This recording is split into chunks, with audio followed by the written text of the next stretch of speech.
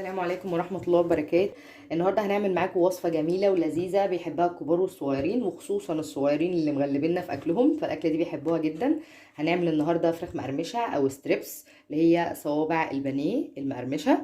بتجيبي البانيه كده وتقطعيه صوابع يعني سميكة شوية بالشكل ده، يا رب يكون السمك واضح قدامكم. يا اما انت بتجيبي الصدور وتقطعيها كده صوابع، يا اما بتقولي للفرارجي انا عايزه البانيه صوابع او ستريبس، هو هيعرف على طول وهيعملها لك بالشكل ده. تمام. اول خطوه احنا هنتبل الفراخ دي. هنتبلها بايه؟ معانا معلقتين خل،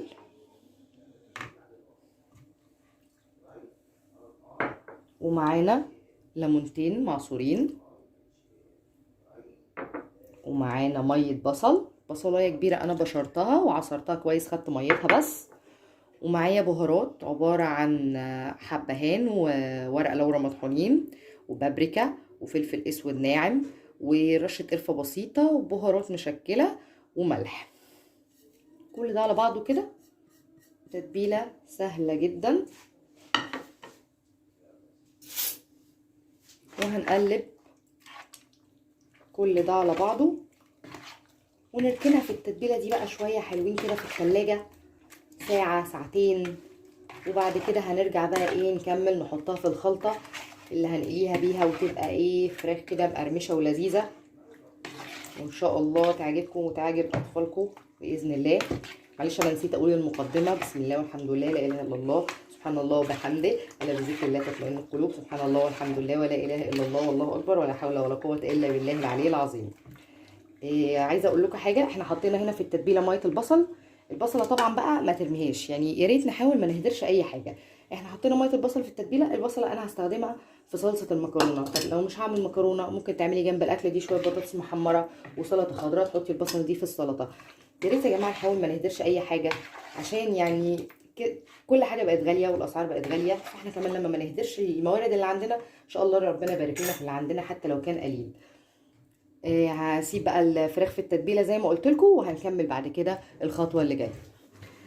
زي ما انتم شايفين انا سبت الفراخ في الخلطه حوالي ساعتين كده في التلاجة او ساعه، حتى كل ما تسيبيها شويه بتبقى احسن. ممكن حتى تتبليها من بالليل وتاني يوم تعمليها حسب وقتك. وجهزنا ايه بقى عشان التحمير؟ جهزت زي ما انتم شايفين كده طبقين دقيق. الدقيق ده عليه رشه بابريكا ورشه فلفل، رشه كاري، رشه بهارات، رشه ملح، ودول برضو عليهم نفس الحاجات، رشه بابريكا، رشه كاري، رشه فلفل، رشه بهارات. بس ده هنخلطهم مع بعض وهنسيبهم ايه جافين زي ما هم كده. وده بقى هنعمله ايه خليط سائل. هنزود على الدقيق بالبهارات اللي عليه، هنزود عليهم بيضه،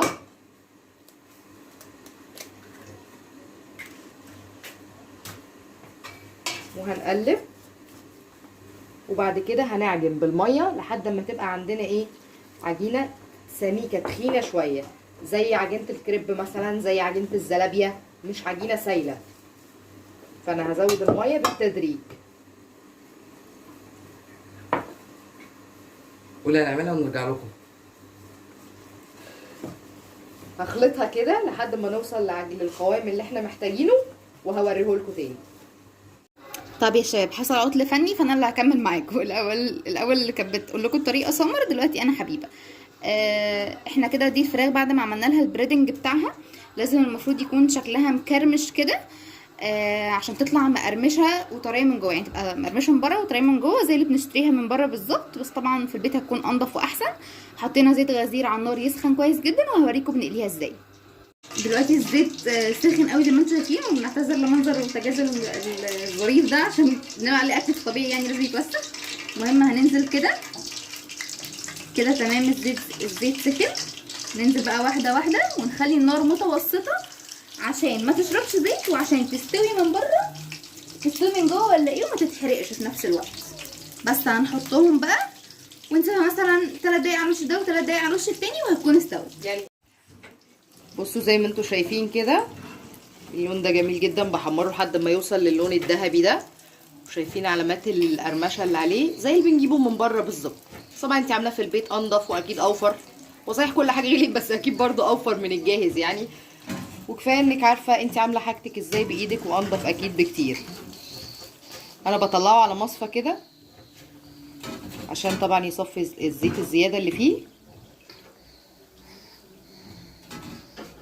ويفضل محافظ على القرمشه اللي فيه. هخلص الكميه كلها وهوريكم شكله النهائي في الاخر. زي ما انتم شايفين ده الشكل النهائي اهو للستريبس. شايفين التجزيعات اللي فيها والقرمشه زي الجاهز بالظبط. يعني بصوا، سامعين الصوت؟ والله يعني مقرمشه جدا. عايزه اوريكم شكلها من جوه اهي، مستويه جميله، مستويه جدا من جوه، مقرمشه ولونها ذهبي وجميل من بره. ما تنسوش تعملوا لايك وشير وسبسكرايب للقناه، واهم حاجه ما تنسوش تقولوا لنا رايكم في الكومنتات، ولو عايزين نعمل لكم اي وصفه جديده. ارائكم دايما بتهمنا وتعليقاتكم اكتر حاجه بتبسطنا. مع السلامه.